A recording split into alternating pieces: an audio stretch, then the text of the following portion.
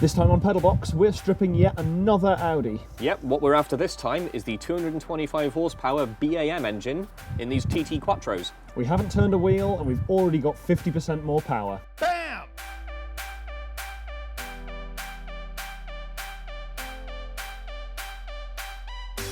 Well, this engine bay probably looks quite familiar to you guys because it's quite similar to the year 2000 Audi A3 that we picked our original engine out of. The difference is the Quattro's got a 225 horsepower engine, and this one was kindly donated to us by our friend Sean in exchange for us parting out the rest of the car for him. So now I'm going to take you back in time a couple of months to when we first pulled the lump out of this.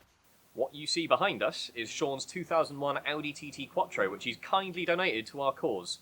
Yep, this car's been my pride and joy for a few years now. Picked her up in 2015, seen all of Europe, and unfortunately, a little while ago, she had a little flight up the A3 just outside of Guildford.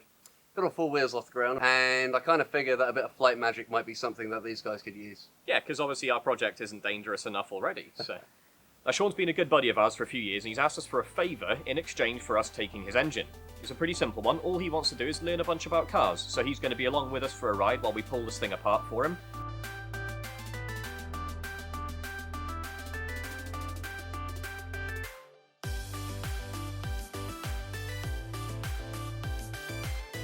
We pulled the inner arches out, and behind where it meets the sill was packed with mud on both sides of the car. The A3 was exactly the same, and you can see where the rust has already started to consume the edges of the panel itself.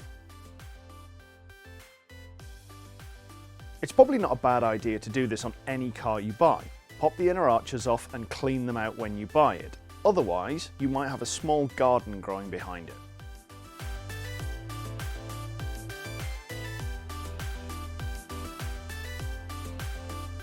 There's always one impossible bolt to reach with a normal tool. To get the intercooler out, we had to use a 1/4-inch brake spanner with a Torx bit wedged in the end, just to get in where even a 1/4-inch ratchet wasn't going to fit.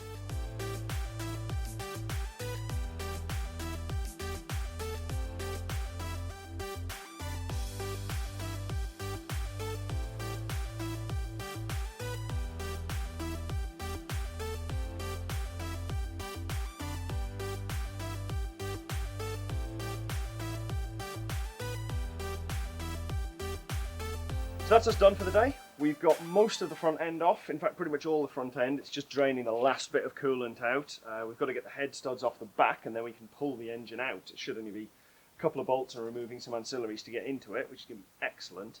But it's threatening rain and it doesn't look like we're going to get it done this evening, so we're not going to make a start on that and we're just going to come back to this tomorrow. So we're about a day into all of our nonsense here, and it's been a really fun time disconnecting and labelling every single electrical connector and pipe on this whole thing. But the engine's mostly out now. The only catch we've got is the exhaust hanging off the back of the turbo here is catching on the prop shaft and the subframe underneath. So we're going to have to unbolt the exhaust now that we can get to it, and then we should be clear to come out. Right, give it a bit more lift. Is that going to clear? Nope. There you go. This wants to go up. Can you get into the bolts at the back there now? Yeah, that should be okay. Okay, cool. Right. Okay.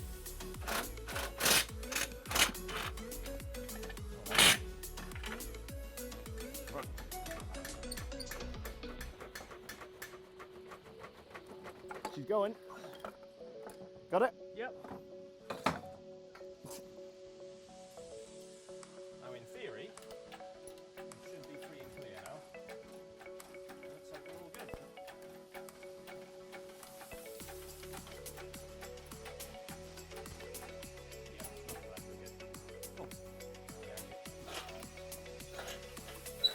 Get it to the edge.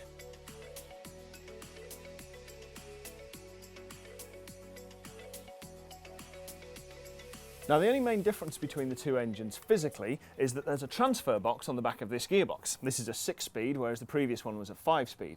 I wasn't sure how far this stuck out behind the diff casing, and it's actually not too bad. I was concerned it was going to stick out further back behind this torque arm and hit into our rear beam, and we were going to have to modify something. But we're not. We can also take this off, and you can get a blanking plate that goes on and turns this into a 2-wheel drive box, so we should be fine. Now before we put this in, we're going to take a quick look at something we modified on the chassis that we never really finished when we were putting it together, which is the mount that holds this side, or in fact this side of the engine. We've cleaned it up and made it look a lot nicer. While we've still got the engine out, we're going to finish off our engine mount that we started in episode 7. Yep. Now we're not fixing this part because I already made that pretty good, but this thing that it bolts onto, one of the first things we made, not bueno. No, it's not good. Being one of the first parts we ever built on this car, it was actually straight after these chassis rails. We didn't really know what we were doing when we built this engine mount. That's not to say we know what we're doing now, but we knew even less back then.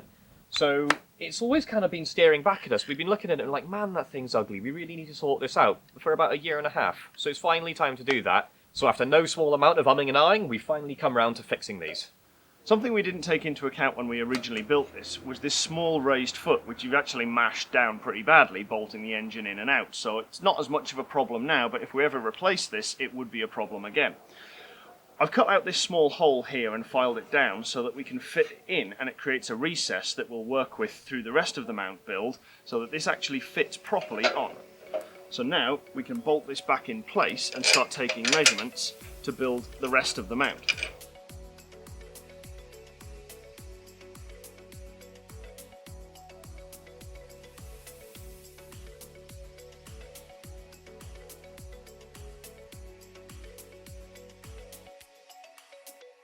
Now the first of the changes we made here is quite a simple one. We've just cut the top corners out of these two mounts and just bent the front and back edges back inwards some.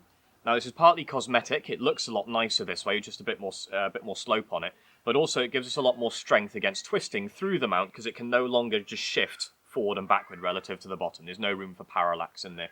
Now when we built this originally, we took the lazy approach of just going straight up from the inner edge of our rear chassis leg, which unfortunately puts us quite far underneath this foot here. There's a lot of overhang, so we're just going to extend out the top deck here just to fill out the bottom of the foot on there. So we've got the sides of these welded in, and as you can see, the mount fits really nicely. It actually matches the plane almost perfectly up there, which we didn't design, but it happened, so I'll take it. Just spin this off, and you can see what else we've done. So with that off, you can see we've extended the plate out this way so the whole of the pad is supported. We've also added this little bracket here to keep this side together, because what we're going to do is cut this corner on each side out, because if we make a little trough in here, it's going to act as a water trap. Anything that gets down inside, stick under there, rust it potentially, and that would be really bad. So we're going to chop these two pieces out, make this into a whole tray that comes to the edge, and then water can come out and flow down this side. We're going to box in this side and this side with some of this, just under, I think it's about 0.8mm plate. So this is going to sit inside here, and it hopefully is going to look an awful lot better next time you see it. So now you can see the other side of the mount. As you can see, we've smoothed it into the leg, and it's got a nice trapezoidal shape, and it's nearly done. However, there is still a big hole in the top. Now we've bent up this little dish that we're going to put in. It's a little bit oversized at the moment, so we're going to chop this down, weld it all in, flatten it off, and that will basically be this mount done.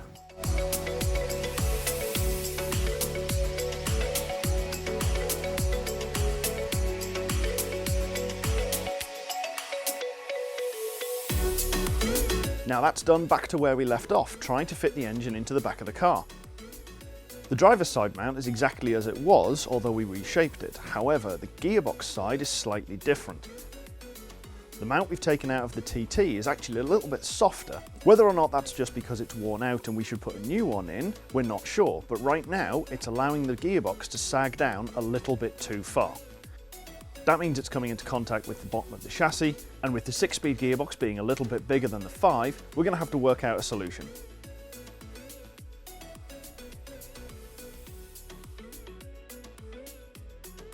So that's the second engine we've removed on the channel, and it's all ready to start going in. We can almost fit it. Yep, it's very nearly installed in the car now. The only problem we've got is the transmission on the new one. The 6-speed transmission is a little bit longer, so you've got to take a bite out of one of our chassis legs so that it actually fits in properly.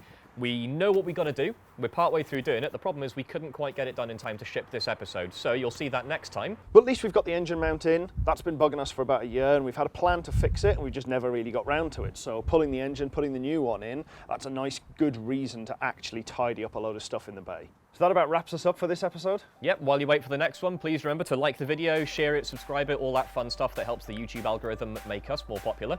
Also check out our website, pedalbox.show. Remember, we've got all this beautiful new merchandise up on there, so you can brand yourself up and support us, or jump on our Patreon and see if you can fling us a couple of quid every month. If you like what we're doing and you want to see us get through this a little bit faster with your support, that would be swell.